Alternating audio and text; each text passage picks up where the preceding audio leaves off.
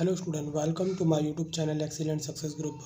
तो स्टूडेंट, आज हम डिस्कस करेंगे क्लास 6 में चैप्टर 2 पूर्ण संख्याओं की एक्सरसाइज 2.1। क्वेश्चन नंबर 8 हमें दे रखा है, निम्नलिखित कथनों में से कौन सा कथन सत्य है और कौन से कथन असत्य है, यानी कि सही और गलत दोनों में हमें पहचान करनी है। क्वेश्चन बोला है शून्य सबसे छोटी प्राकृत संख्या है। पहले हमें ये मालूम होना चाहिए प्राकृत संख्या होती क्या है। प्राकृत संख्या वे संख्याएं होती हैं जिनकी शुरुआत +1 से होती है। 1, 2, 3, 4, 5 कंटिन्यू चलती रहती है और कहाँ तक जाती है? पॉजिटिव इन्फिनिटी तक। इसमें ना तो ज़ीरो को इंक्लूड किया जाता है, ना इनमें नेगेटिव नंबर होते हैं, ना इनको बटे में रखा जाता है, ना ये अंडर रूट में होती हैं। ठीक है, तो इनमें शून्य तो कहीं पे आता ही नहीं है, तो यानी कि जो गिवन स्टेटमेंट है वो हमारी कौन हो जाएगी? फॉल्स हो जाएगी, यानी कि असत्य है। क्या लिखोगे? असत्य। क्यों? क्योंकि सबसे छोटा जो प्राकृत संख्या होती है वो 1 होती है। सबसे छोटी प्राकृत संख्या 1 होती है, ना कि 0 होती है। ठीक है, फिर अगला बोला है 400 संख्या 399 का पूर्ववर्ती है। पूर्ववर्ती का मतलब होता है एक नंबर पीछे, एक नंबर पीछे। अब 399 है, अगर 399 का मैं पूर्ववर्ती निकालूं, क्या निकालूं? पूर्ववर्ती। तो इसमें से एक माइनस कर दो, माइनस किया तो कितना है? 398 आया। जबकि हमें क्वेश्चन में क्या दे रखा है? 400 दे रखा है, तो यानी कि जो गिवन स्टेटमेंट है वो हमारी कौन होगी? असत्य होगी। पूर्ववर्ती कौन है? 398 है पूर्ववर्ती। क्लियर? अब डिस्कस करेंगे इसका सी पार्ट। बोला है शून्य सबसे छोटी पूर्ण संख्या। अब पूर्ण संख्या कौन होती है ये हमें बताना पड़ेगा पहले। तो यहाँ लिखते हैं पूर्ण संख्या। देखो, हमें प्राकृत संख्या और पूर्ण संख्या दोनों में सिर्फ मामूली सा फर्क है।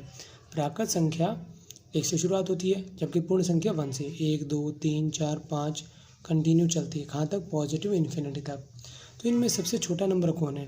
0 है, और 0 में दे रखा है, तो इसका मतलब गिवन स्टेटमेंट हमारी सही है। शून्य सबसे छोटी पूर्ण संख्या है, सबसे छोटी पूर्ण संख्या है, तो ये हमारा कौन हो जाएगा? सत्य। क्लियर? ये हमारा सी पार्ट हो गया। डी पार्ट 600 संख्या 599 का परवर्ती है। परवर्ती का मतलब होता है एक नंबर बढ़ा देना, एक नंबर बढ़ा देना। 599 लिखा, परवर्ती चाहिए, क्या करेंगे? इसमें एक नंबर प्लस, कितना निकल गया है? 600, और 600 ही दे रखा हमें, तो यानी कि गिवन स्टेटमेंट हमारी क्या है? सत्य है, ट्रू है। तो यहाँ लिख दिया मैंने सत्य है। ई पार्ट बोला सभी प्राकृत संख्याएं पूर्ण संख्याएं होती हैं, तो यहाँ लिखता हूँ मैं प्राकृत संख्याएं और पूर्ण संख्याएं। अब प्राकृत संख्या की शुरुआत होती है 1, 2, 3, 4, 5 पॉजिटिव से लेके पॉजिटिव इन्फिनिटी तक, जबकि पूर्ण संख्या हमारी शुरुआत होती है 0 से। 0, 1, 2, 3, 4, 5 से लेके पॉजिटिव इन्फिनिटी तक। सारे नंबर तो दोनों के सेम है सिवाय 0 की। 0 एक प्राकृत संख्या नहीं होती है। ठीक, लेकिन हमसे क्वेश्चन में पूछा क्या गया है? सभी प्राकृत संख्या पूर्ण संख्या। तो प्राकृत संख्या कितनी है? 1 से लेके पॉजिटिव इन्फिनिटी। ये सारे नंबर क्या इसमें मौजूद है कि नहीं है? देखो ये सारे मौजूद है, तो हम सभी प्राकृत संख्याओं को पूर्ण संख्याएं बोल सकते हैं। ठीक है, सॉरी, सभी प्राकृत संख्याओं को पूर्ण संख्या बोल सकते हैं, क्योंकि ये सारे नंबर पूर्ण संख्या में मौजूद है। तो गिवन स्टेटमेंट हमारी कौन हो जाएगी? सत्य हो जाएगी। क्यों? क्योंकि सभी प्राकृत संख्याएं पूर्ण के अंदर मौजूद होती हैं, इस वजह से। ये हमारा ई पार्ट हो गया। अब एफ पार्ट देखो, बोला सभी पूर्ण संख्याएं प्राकृत संख्या होती हैं। पूर्ण संख्या क्या होती है? 0, 1, 2, 3, 4 से लेके पॉजिटिव इन्फिनिटी तक प्राकृत संख्या है। 1, 2, 3, 4, 5 से लेके पॉजिटिव इन्फिनिटी तक। बोला सभी पूर्ण संख्याएं, सभी पूर्ण संख्याएं तो ये है 0 से लेके इन्फिनिटी तक प्राकृत संख्या होती है। अब ये जो सारे नंबर अगर प्राकृत संख्या में मिल जाते हैं तब तो ये बात सही है, अगर नहीं मिलते तो असत्य होंगी। अब यहाँ पे 0 है वो इसमें इंक्लूड नहीं है, 0 नहीं है, तो इनको हम स्टेटमेंट को सही नहीं कह सकते। सभी पूर्ण संख्याओं को प्राकृत संख्याएं नहीं कह सकते, तो आंसर कौन हो जाएगा? असत्य है। क्लियर? अब डिस्कस करते हैं जी पार्ट को। बोले 2 अंकों की पूर्ण संख्याएं का पूर्ववर्ती 1 अंक की संख्या कभी नहीं हो सकता।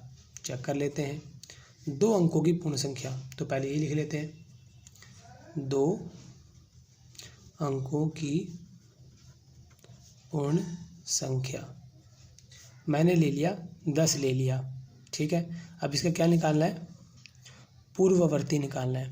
पूर्ववर्ती में क्या करते हैं, एक नंबर कम कर देते हैं, कितना है 9, और जो 9 है वो कितना है, एक अंक की संख्या है, एक अंक की संख्या।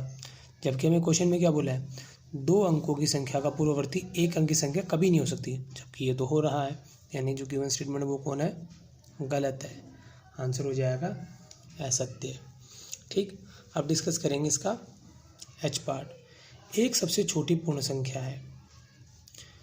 पूर्ण संख्या, पूर्ण संख्या की शुरुआत होती है 0 से, 0 1 2 3 4 पॉजिटिव इन्फिनिटी तक। सबसे छोटा नंबर कौन है, 0, जबकि यहाँ क्या दे रखा 1, तो यहाँ लिख दिया मैंने 0 सबसे छोटी पूर्ण संख्या, 1 नहीं है, तो आंसर कौन हो जाएगा, असत्य हो जाएगा। ये हमारा एच पार्ट हो गया। अब आई पार्ट देखो, प्राकृत संख्या 1 का कोई पूर्ववर्ती नहीं होता।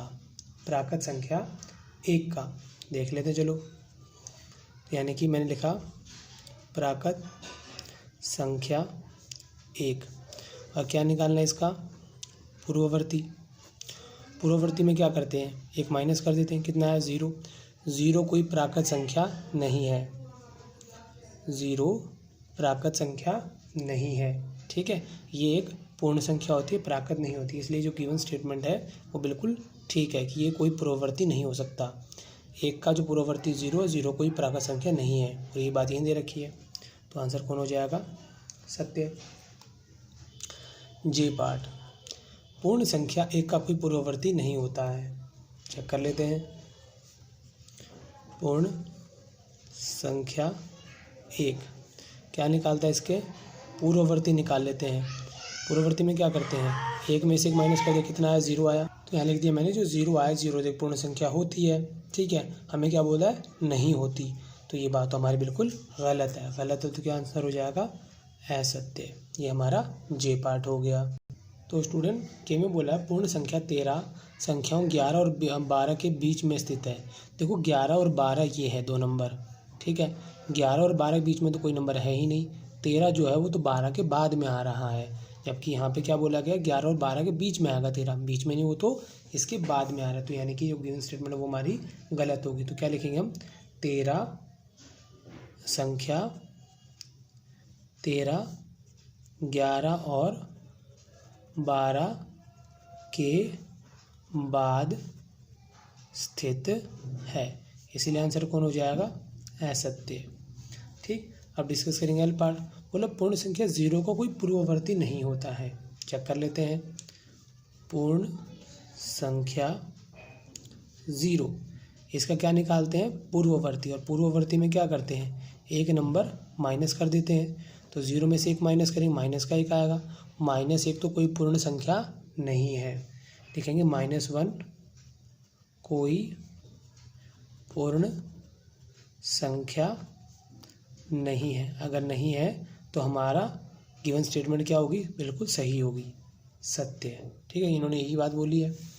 अगला पार्ट देखो, 2 अंकों की संख्या का पर्ववर्ती, ठीक है। पर्ववर्ती क्या होता है, एक नंबर बढ़ा देना, सदैव 2 अंकों की संख्या ही होती है।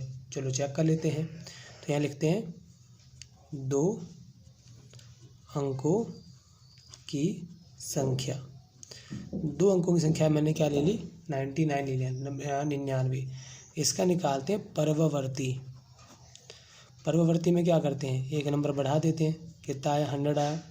क्या बोला, 2 अंकों की संख्या का परिवर्ती 2 अंकों की संख्या ही होती है, यहाँ 2 अंक होती, परिवर्ती निकाला, कितने डिजिट हो गए, 3 हो गई, तो यानी यहाँ तो क्या बोला, 2 ही होने चाहिए, यहाँ तो 3 हो रहे हैं, तो यानी गिवन स्टेटमेंट क्या होगी, गलत होगी। तो यहाँ लिख देते हैं 2 अंकों की संख्या का पर्ववर्ती 3 अंकों की संख्या भी हो सकती है, ठीक है। 3 अंकों की संख्या भी हो सकती है, इसलिए गिवन स्टेटमेंट क्या हो जाएगी, असत्य। इसी के साथ हमारा ये क्वेश्चन यहाँ पे कंप्लीट होता है। उम्मीद करता हूँ स्टूडेंट आपको क्वेश्चन समझ में आ गया होगा। अगर आपको वीडियो पसंद आए तो वीडियो को लाइक करें, शेयर करें, कमेंट करें और इस चैनल को जरूर सब्सक्राइब कर लें।